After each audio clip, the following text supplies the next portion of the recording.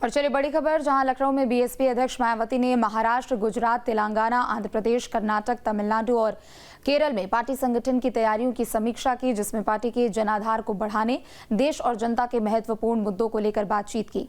वहीं उन्होंने महाराष्ट्र और तमिलनाडु में भाषाई विवाद को लेकर गंभीर चिंता व्यक्त की और कहा कि ऐसी प्रवृत्ति घातक है।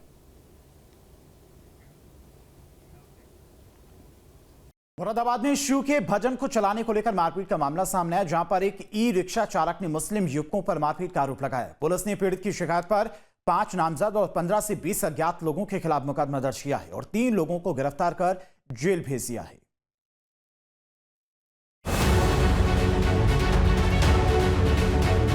सावन का महीना चल रहा है, लोग शिव भक्ति में डूबे हैं। कांवड़ यात्रा चल रही है, इसका असर सार्वजनिक वाहनों पर भी है। वाहन चालक भी अपनी गाड़ियों में शिव भक्ति के गाने बजाते हैं। मुरादाबाद में एक ई रिक्शा चालक भी शिव भजन बजा रहा था, लेकिन वहां के कुछ युवकों को ये नागवार गुजरा।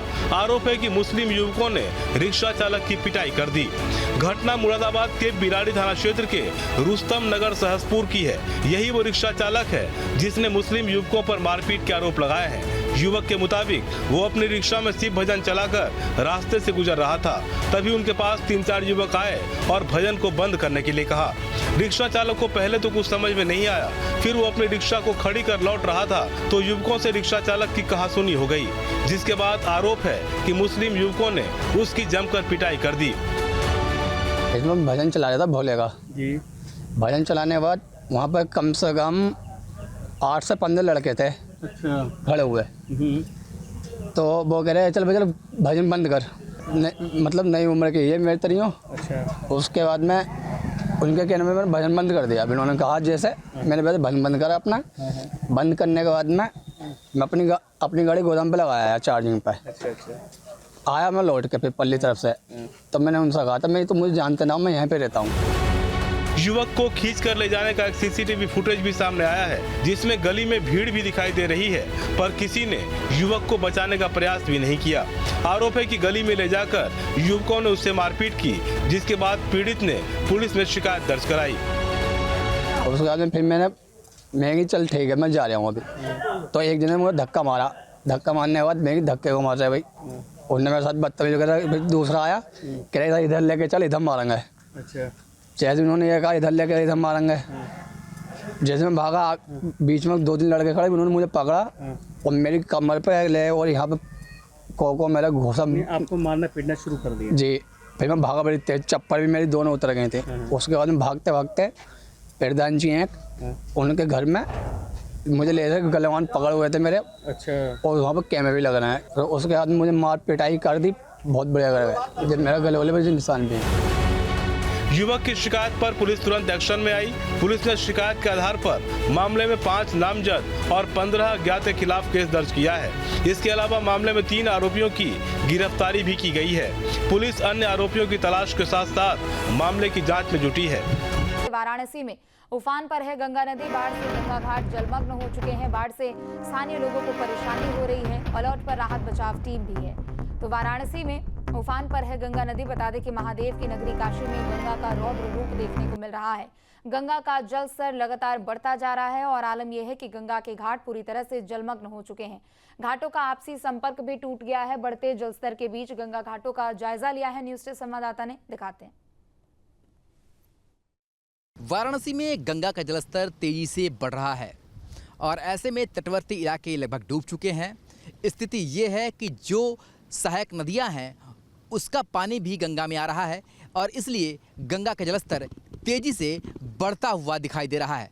तस्वीरों में आप देख सकते हैं किस तरीके से गंगा की लहर जो है वो विकराल रूप लेती हुई दिखाई दे रही है। पहाड़ों में बारिश हुई और खास तौर पर जो मैदानी इलाकों में बारिश हुई, उस सभी चीज़ों का जो असर है वो गंगा के जलस्तर में देखने को मिल रहा है और लगातार जो है वो गंगा जलस्तर जो है वो बढ़ता हुआ दिखाई दे रहा है।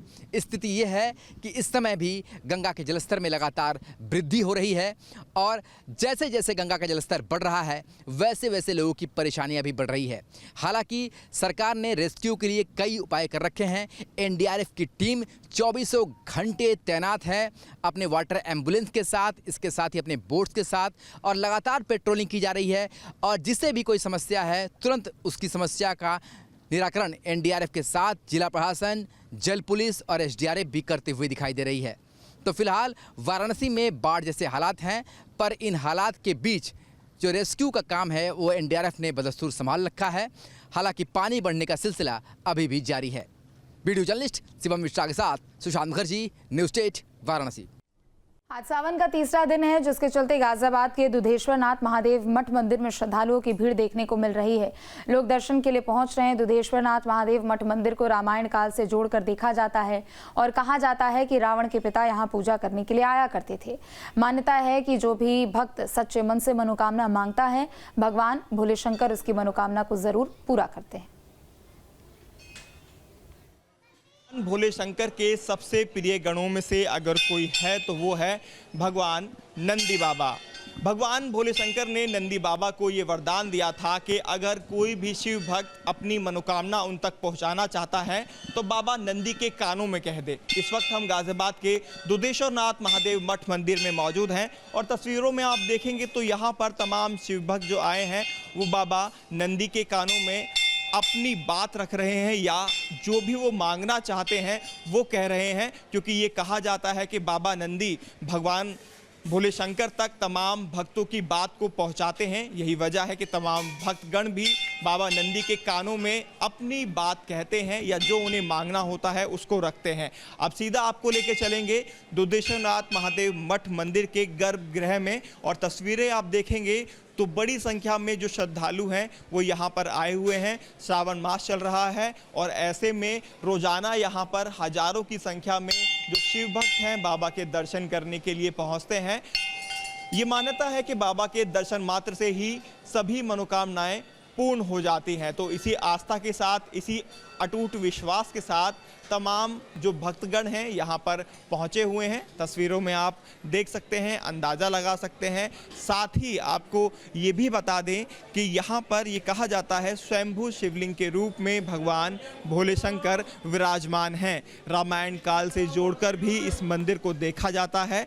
रावण के पिता विशेश्वरवा भी यहाँ पर पूजा अर्चना करने के लिए आया करते थे। ये मान्यता इस मंदिर की है और इन्हीं मान्यताओं के साथ दिल्ली एनसीआर से बड़ी संख्या में जो शिव भक्त हैं वो यहाँ पर पहुँचे हुए हैं। जयकारे यहाँ लगाए जा रहे हैं, आप सुन सकते हैं। भगवान शंकर के जयकारे यहाँ पर लग रहे हैं, उद्घोष यहाँ पर लगाए जा रहे हैं। और सावन है और सावन का हर दिन भगवान शिव को बेहद प्रिय होता है। आप देखिए सभी के हाथों में बेलपत्र, नारियल, भांग, धतूरा, जो भी भगवान शिव को प्रसन्न है उनको अर्पित करने के लिए तमाम जो भक्तगण हैं यहाँ पर आए हुए हैं। उनके चरणों में अर्पित करने के लिए, अपनी मनोकामना मांगने के लिए, ताकि भगवान भोले शंकर उनसे प्रसन्न हो सके।